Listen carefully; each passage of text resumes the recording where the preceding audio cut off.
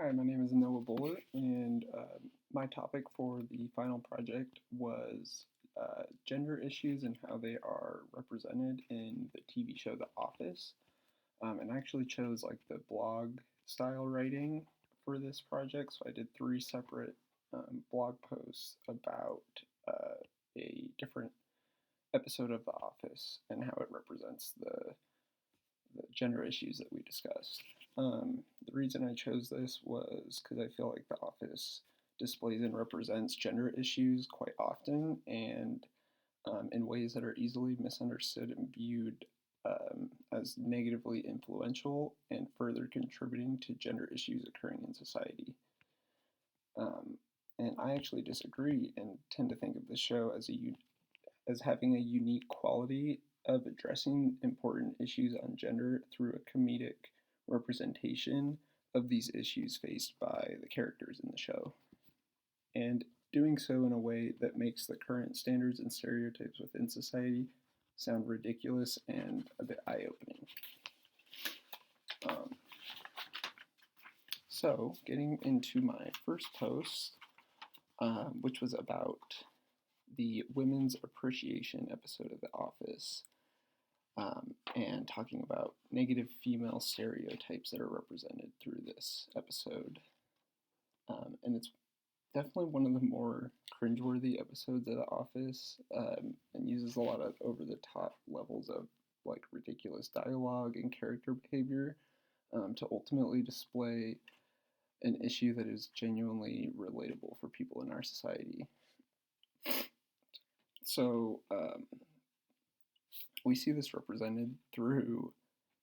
the boss, Michael Scott, and his efforts to show his appreciation for the female gender and the women in the office. But unfortunately, this becomes ironically like degrading and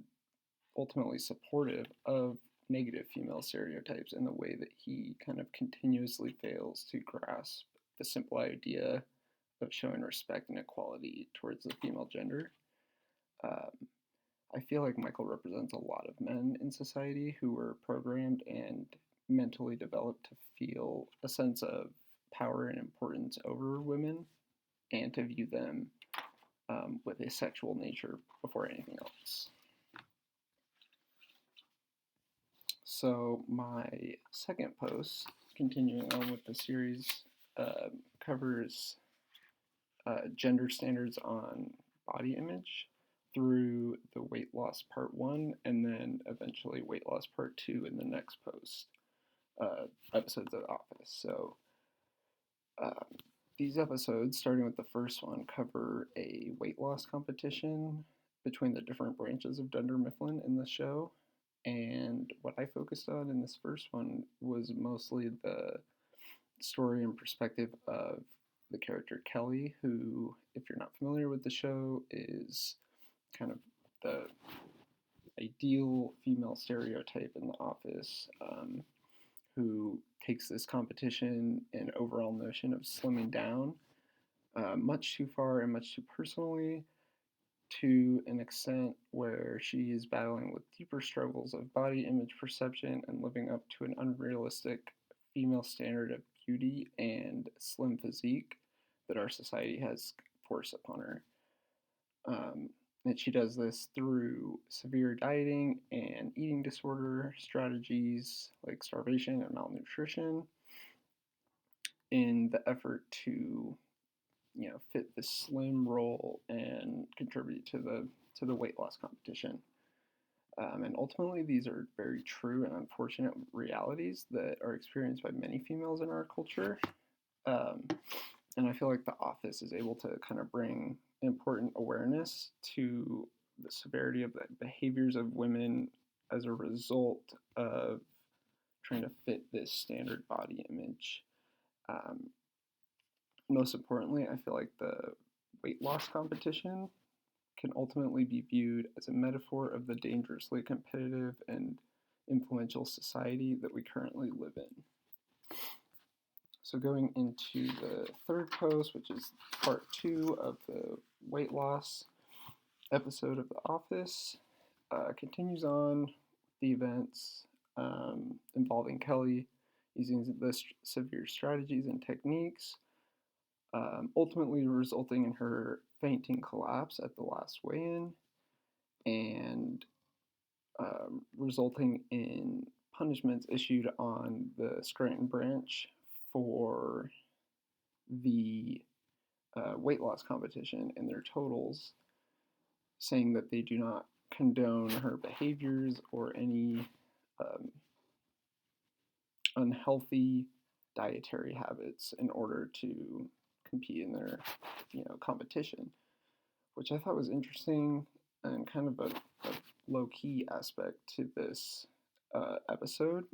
because rather than showing support for Kelly through her actual struggles and providing her with help for them, and claiming responsibility really for what the competition has forced upon her, they instead point out and point the blame on her for choosing to resort to the severe tactics and emphasizing the fact that they don't condone those things and that she chose to do that. I feel like this is similar to how our society in general treats women and the standards of beauty that are expected out of the female body image.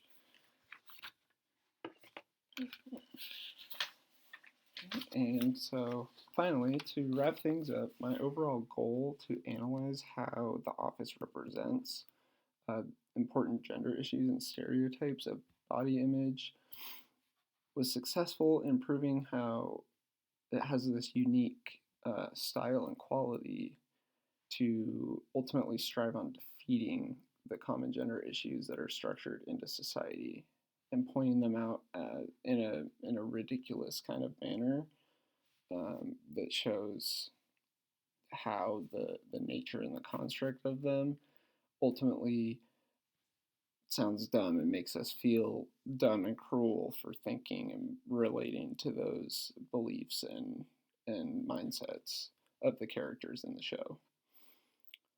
So when viewed correctly, I feel like The Office is actually a one-of-a-kind form of media that can be deeply rooted with great values and lessons to teach the viewers about important life issues and uncomfortable experiences that they come across in a society fueled by gender inequality. Thank you.